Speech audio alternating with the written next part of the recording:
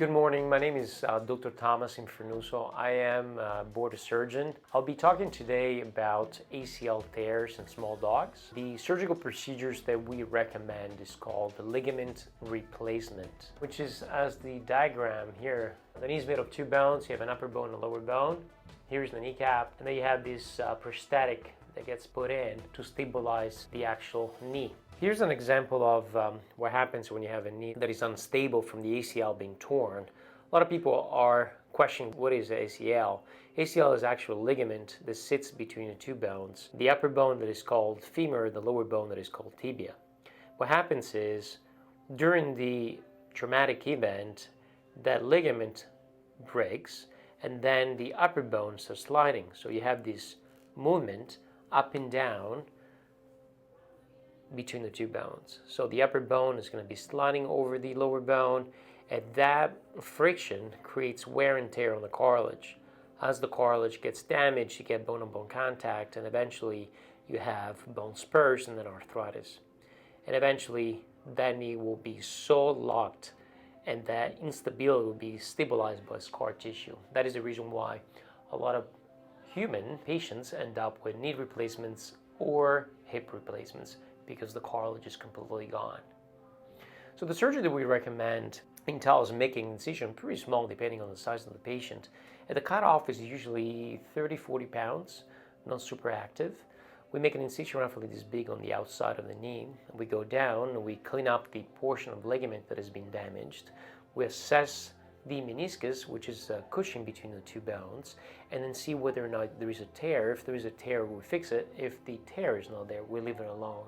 And then we create two tiny bone tunnels, one on the top of the bone, which is called femur, and one in the lower bone. And then what we do as the drawing, we thread the prosthetic in a figure eight pattern, and then we tie it. And the reason why it works very nicely is because it prevents the sliding motion of that knee. And the reason why it works so nicely is because it works as an internal brace.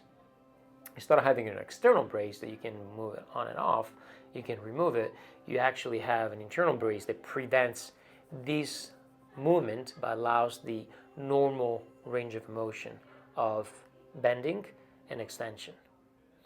The surgery that replaces the ligament relies on scar tissue. Once the scar tissue builds up, the ligament is no longer needed.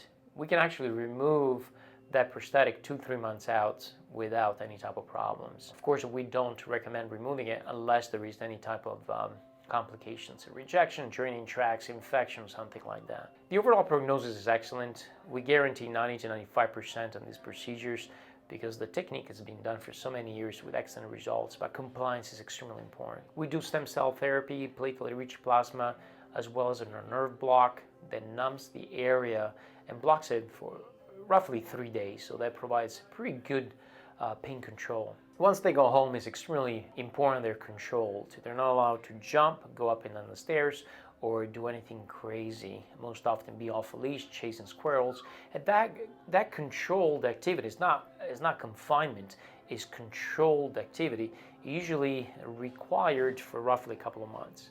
Why? Because that is the time that the scar tissue builds up. It will be replacing that function of the ligament, because the ligament is a temporary stabilizer. Once that ligament has been surrounded or integrated by scar tissue, that ligament is no longer needed. So overall, the prognosis is excellent. The complications that we see with these patients are usually associated with owner compliance. They take the cone off, patients will go after the incision, open it up, it gets infected, the cone stays on for longer.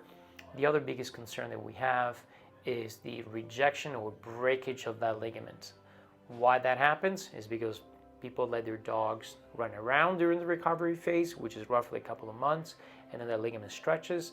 The outcome is not going to be the same, and then we have a problem.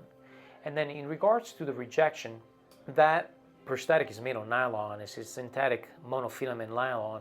It works beautifully without any type of problems. The only thing is a foreign body. If the body rejects it, it's not a big deal. We can take it out, usually 2-3 months post-op.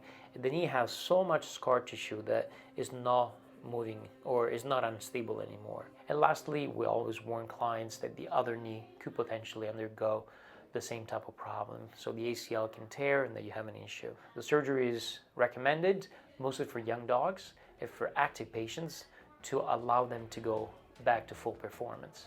I would like to thank you for listening to this tutorial, and feel free to follow us on social media.